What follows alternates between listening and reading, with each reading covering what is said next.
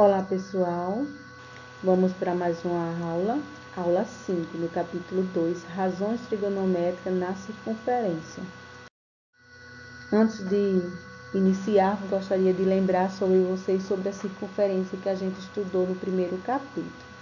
A circunferência é dividida em quadrantes. O primeiro quadrante vai do 0 a 90 graus, o segundo quadrante vai dos 90 ao 180, o terceiro quadrante vai de 180 a 270 graus e o quarto quadrante vai de 270 a 360 graus. E cada grau desse pode ser transformado em radiano, como a gente viu na primeira aula, no primeiro capítulo.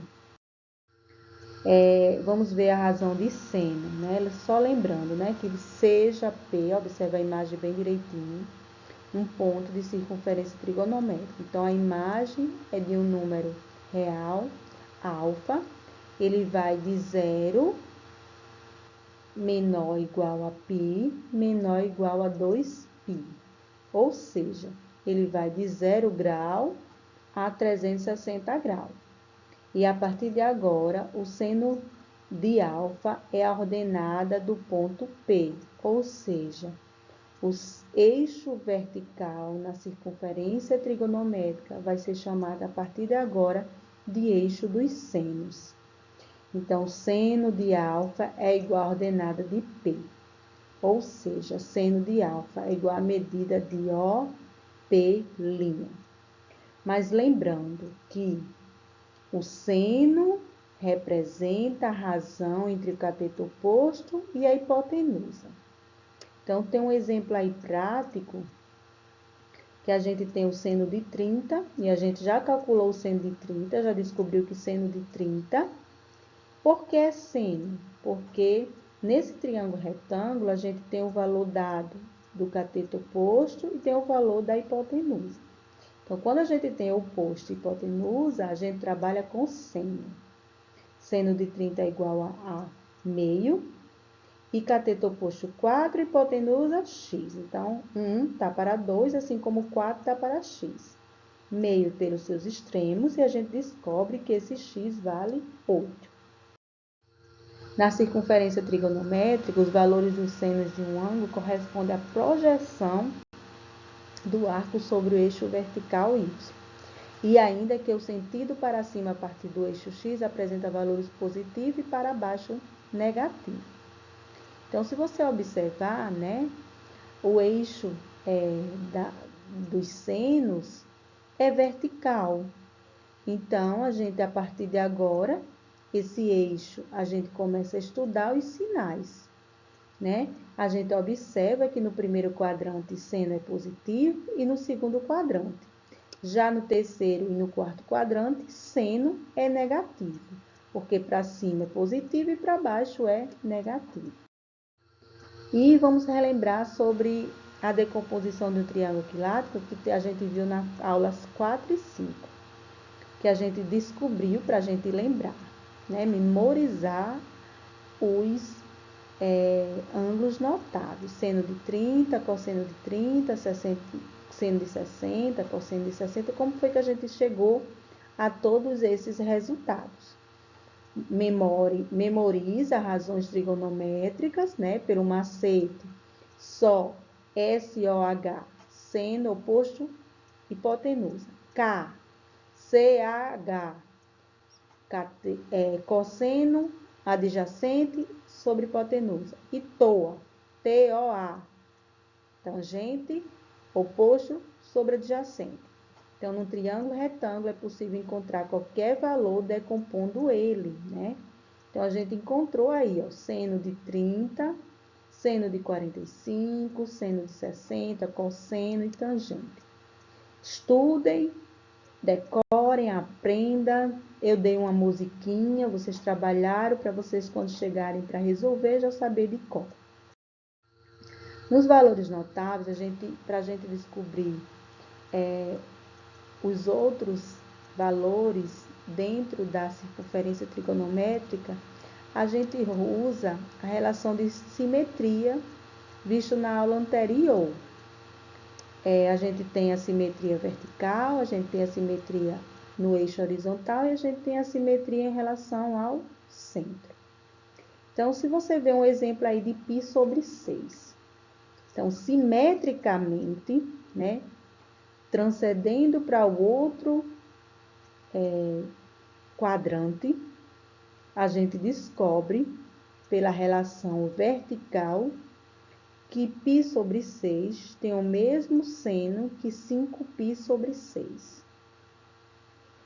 No terceiro quadrante, se a gente fizer uma relação simétrica central, a gente descobre que π sobre 6 tem o mesmo valor, né, de seno de 7π sobre 6, ou seja, seno de 210 graus.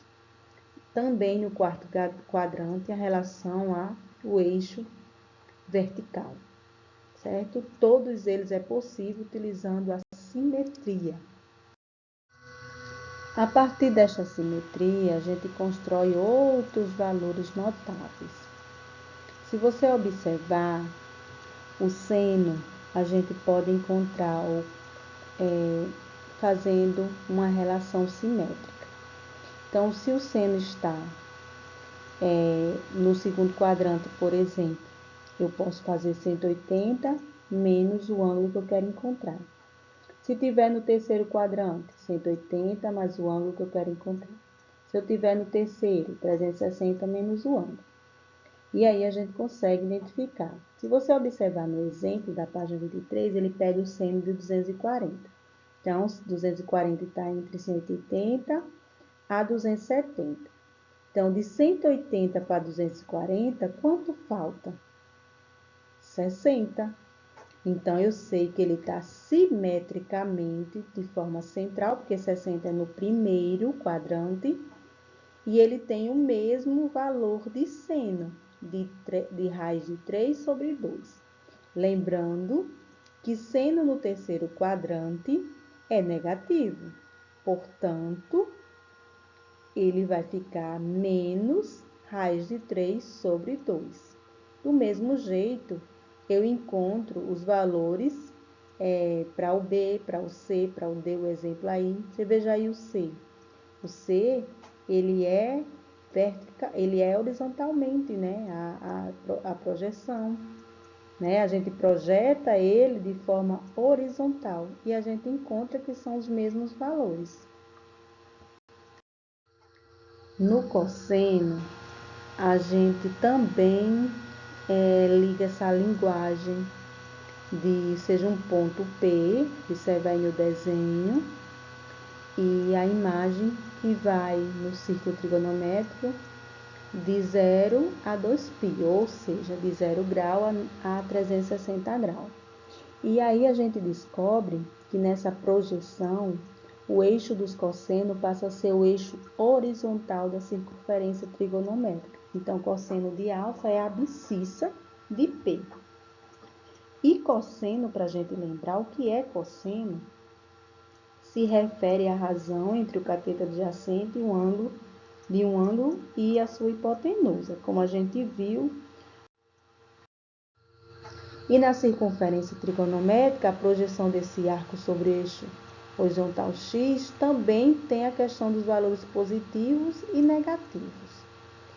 Para a direita, os valores são positivos e para a esquerda, os valores são negativos. Então, no eixo horizontal, observando essa projeção, a gente vê que no primeiro é positivo, no segundo quadrante negativo, no terceiro quadrante negativo e no quarto quadrante positivo.